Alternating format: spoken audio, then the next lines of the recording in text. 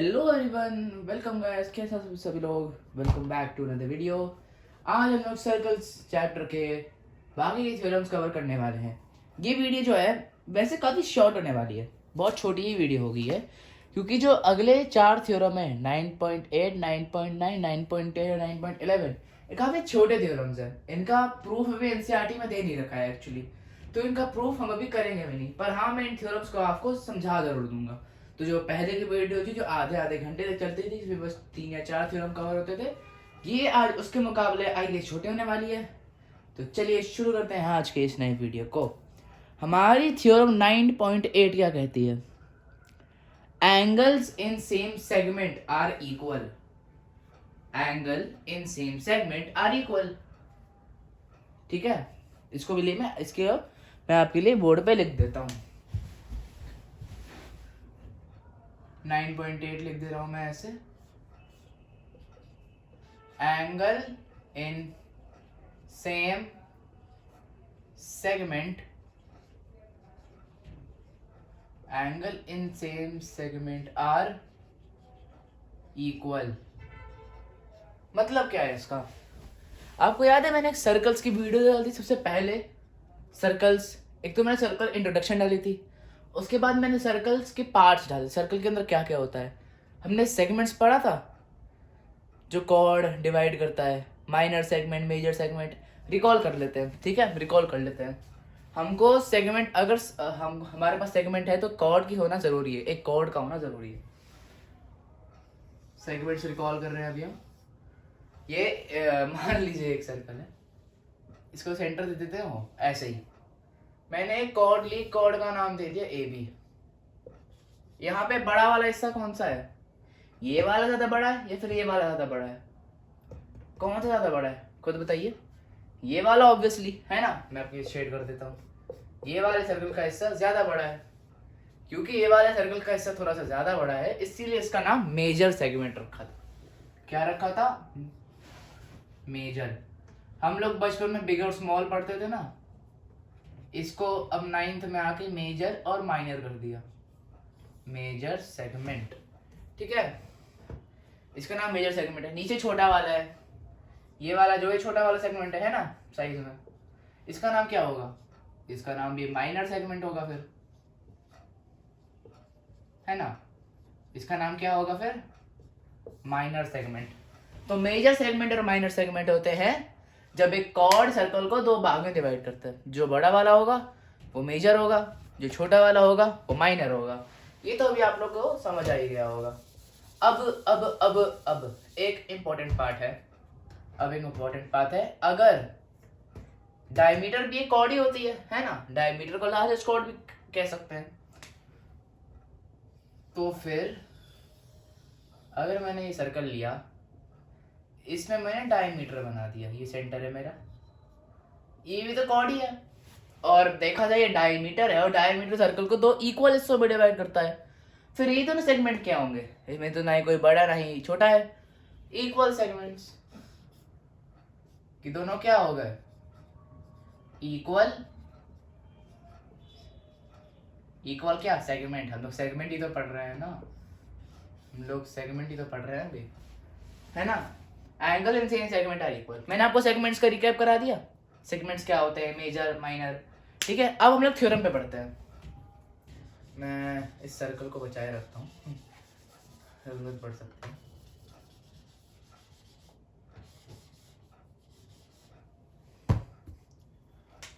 बचाएंगे सर्कल तो RIP circle, sad. अरे नहीं नहीं। तो angle in same segment are equal, ये कहना क्या चाहता है? अगर सेम सेगमेंट दे रखा है, यानी कि अगर दो एंगल है तो वो दोनों या तो माइनर सेक्टर में हो, सेगमेंट में होंगे, या तो मेजर सेगमेंट में होंगे, या तो इक्वल सेगमेंट में होंगे, है ना। चलिए मैं आपके लिए कॉर्ड बनाता हूं। ए बी, इसने एक एंगल सेप्टेंड किया एट पॉइंट सी। तो ये जो एंगल सी ए बी है ना, ये मेजर सेगमेंट में है ना। ये जो एंगल सी ए बी है, नहीं angle A C B, sorry angle A C B जो है वो मेजर सेगमेंट में है अभी, है ना। तो अगर मैंने मेजर सेगमेंट में किसी और पॉइंट पे कोई सा भी पॉइंट हो, मैंने यहाँ पे डी ले लिया, मेजर सेगमेंट में मैं किसी और पॉइंट पर अगर एक एंगल सबटेंड करूंगा तो फिर वो भी एंगल ACB की इक्वल होगा। यानी कि अभी इसमें angle ACB is equal to angle ADB, क्योंकि ये दोनों सेम मेजर सेगमेंट में है। ये दोनों सेम किस में है? Major segment. लेकिन ये जरूरी नहीं है कि ये वाला जो एंगल माइनर सेगमेंट में है उसी सेम कॉर्ड का वो भी इक्वल होगा। ये जरूरी नहीं है कि एंगल AEB जो है वो एंगल ACB के बराबर होगा, ना ही ADB के बराबर होगा। ये जरूरी नहीं है। ये थ्योरम तो ये नहीं कहती। थ्योरम बस ये कहती है कि सेम सेगमेंट में माइनर हो, मेजर हो या इक्वल हो, सेम सेगमेंट होना चाहिए। पर सेम सेगमेंट के अंदर सेम कॉर्ड से अगर हमने दो एंगल सबटेंड किए हैं तो फिर वो हमेशा इक्वल होंगे, उनको कभी अनइक्वल कह ही नहीं सकते। ठीक है, वापस समझाऊं क्या? बताइए। Angle in same segment are equal, समझ में आया? मेजर माइनर चाहिए इसके लिए आपको। मेजर सेगमेंट हो गया, माइनर सेगमेंट हो गया, कभी भी अपोजिट सेगमेंट्स पर। हाँ, अभी आपको एक और कॉन्सेप्ट समझा रहा हूँ उसके रिलेटेड। ये हो सकता है आप लोग स्कूल में ना पढ़ाया गया हो, पर पढ़ा तो दिया होगा ही शायद से। इसी सर्कल छोड़ो, अभी सर्कल को मिटा ही देते हैं हम। अभी थ्योरम को भूल जाओ, अभी के लिए थ्योरम को भूल जाओ। अभी थ्योरम से रिलेटेड मैं कुछ नहीं कर रहा। मैंने बोला था ना कि एंगल इन सेम सेगमेंट होते हैं, वो क्या कहते हैं? मेजर इक्वल, है ना। अभी मैं एक सर्कल लेता हूँ, चलो ये थोड़ा सा ढंग का लग रहा है। मैंने इसमें डायमीटर बना दिया AB, सेंटर दे दिया हो। ये डायमीटर है, ये दोनों इक्वल उसमें डिवाइड कर रहा है, तो देखा जाए तो ये दोनों सेगमेंट इक्वल हो गए, है ना।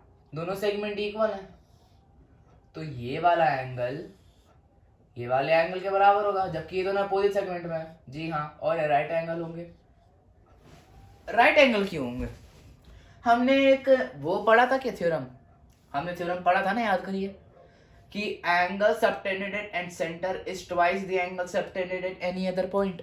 पिछले ही वीडियो में मैंने शायद से कवर किया था ये, है ना, पढ़ा था ना, कि जो एंगल सेंटर में सबटेंड हो रहा है वो किसी और पॉइंट पे सबटेंड होने से का डबल होगा।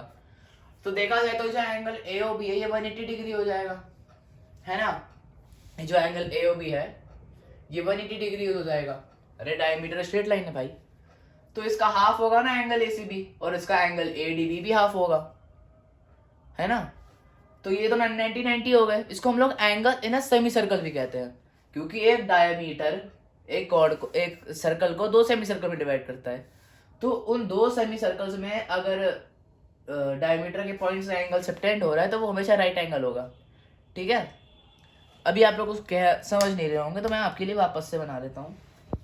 एक सेमी सर्कल से समझाता हूँ आपको। मैं दो सर्कल बनाता हूँ, मतलब दो सेमी सर्कल से बनाता हूँ, एक ऊपर एक नीचे। पहली लाइन, ये दूसरी लाइन, पहला सेमी सर्कल ये, नीचे इसका।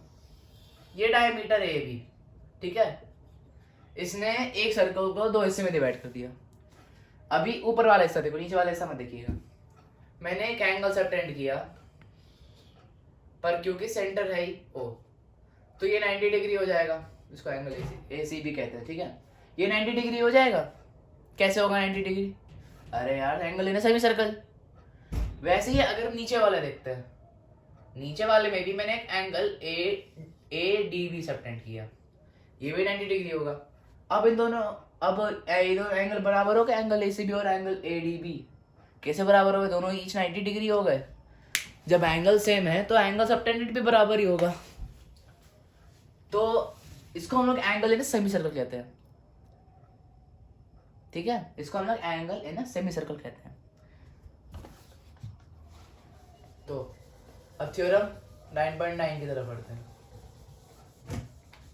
इसका प्रूफ तो हायर क्लासेस में है, पर अभी के लिए नहीं है, एनसीईआरटी के अंदर नहीं है। 9.9 क्या कहता है? If a line segment joining two points subtend equal angle at two other point lying on the same side of the line containing the line segment the 4 points lie on the circle. समझ नहीं आया भाई, बहुत लंबा theorem है, कुछ समझ नहीं आ रहा है। चलो ये हम आपके लिए लिख देते हैं भाई, हमको भी एग्जैक्ट वर्ड टू वर्ड लिखना पड़ता है क्योंकि थ्योरम से छेड़छाड़ी नहीं, थ्योरम से छेड़खानी नहीं, बदमू से theorem. if a line segment, आप लोग नोट भी कर लीजिए सबका, मैंने प्रूफ भी पिछले वीडियोस में 9.7 तक के सारे थ्योरम्स का ब्रीफली समझाया है। If a line segment joining 2 points, line segment joining 2 points subtend equal angles, subtend equal angles at two other point lying on the same side, at two other point lying on the same side।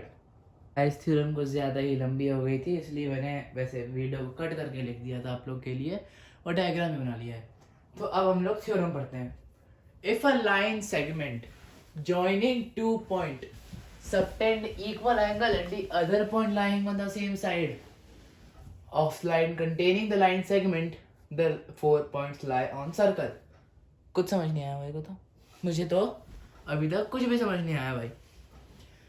Hindi में समझाते हैं। मैंने एक line segment लिया A B, मैंने बना दी cord, connect कर दिया ना 2 पॉइंट्स को।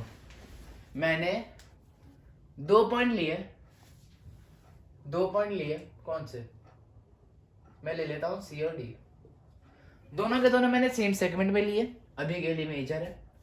मैंने उन दोनों ही पॉइंट्स पर इक्वल एंगल सबटेंड कर दिया, उन दोनों ही एंगल्स पर पॉइंट पर इक्वल एंगल सबटेंड कर दिया, तो angle A C B is equals to angle A D B.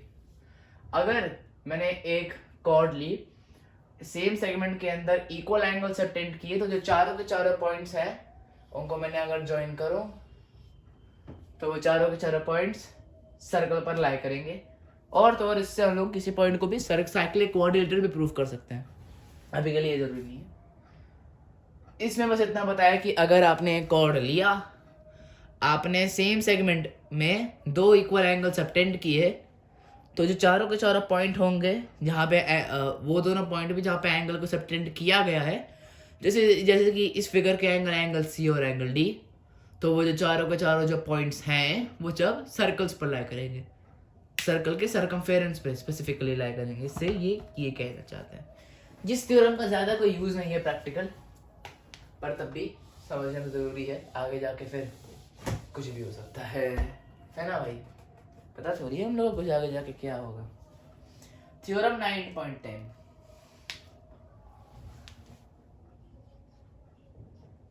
पहले लिख देते हैं थ्योरम, आप लोग को आगे बढ़ाना होगा वीडियो तो बढ़ा दीजिएगा। Sum of either pair of opposite angle,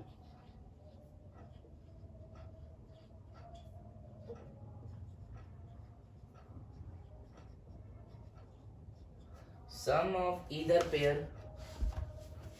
pair of opposite angle, either pair of opposite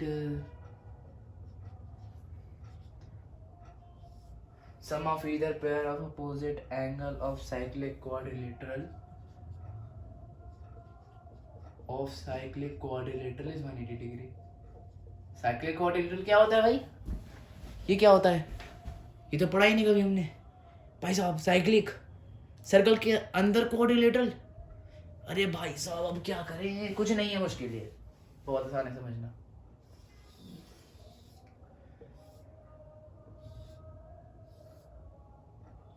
बस ये रहा साइक्लिक क्वाड्रिलेटरल, बता रहा हूँ डेफिनेशन बता रहा हूँ, don't worry.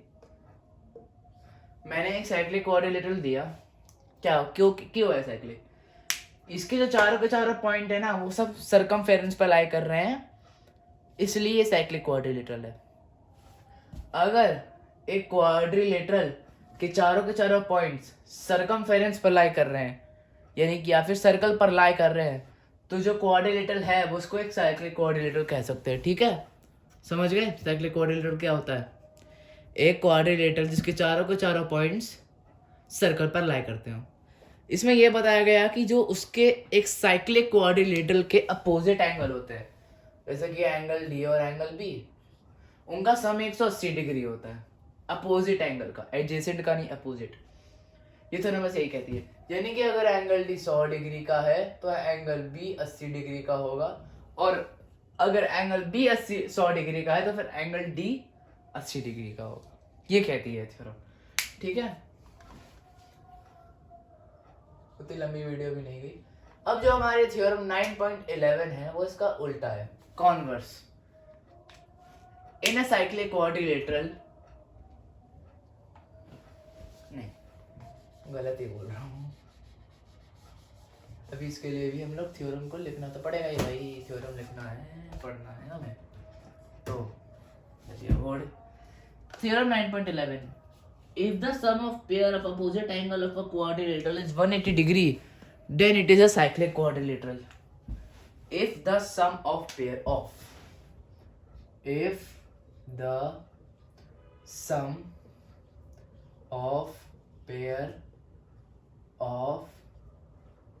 opposite angle of a quadrilateral, of a quadrilateral is 180 degrees, it is a cyclic quadrilateral 180. If the sum of opposite angles, a pair of opposite angle of a quadrilateral is 180 degree, तब वो एक cyclic quadrilateral है। ये है हमारी प्यारी सी circle. पता है बेकार है, मैंने एक चारों के चारों पॉइंट लिए, 4 पॉइंट लिए, ए बी सी और डी। तो अगर किसी क्वाड्रिलेटरल के अंदर जो अपोजिट एंगल्स हैं, जैसे कि एंगल डी और एंगल बी, उनका सम 180 डिग्री है, तब ए बी सी डी एक साइक्लिक क्वाड्रिलेटरल है। ये थ्योरम 9.10 का एक कन्वर्स है। मुझे इसमें तो कुछ आज की वीडियो में कुछ ज़्यादा समझने की ज़रूरत तो नहीं होगी शायद, क्योंकि काफ़ी इजी थ्योरम्स हैं सब जो अभी हम लोग पढ़ रहे हैं, बहुत ईजी हैं। साइक्लिक क्वाड्रिलेटरल, अगर किसी क्वाड्रिलेटरल के अंदर दो जो अपोजिट एंगल हैं वो उनका सम 180 डिग्री है तो एक साइक्लिक क्वाड्रिलेटरल। बस, तो इसी के साथ हमने सर्कल्स के सारे थ्योरम्स को ब्रीफली डिस्कस विद प्रूफ कर लिया है according to latest NCERT syllabus. आज की वीडियो के लिए इतना ही, तब तक के लिए किसी और दिन मिलते हैं। बाय बाय, जय Hind, please like and subscribe. आशा करता हूँ आपका दिन मंगलमय हो।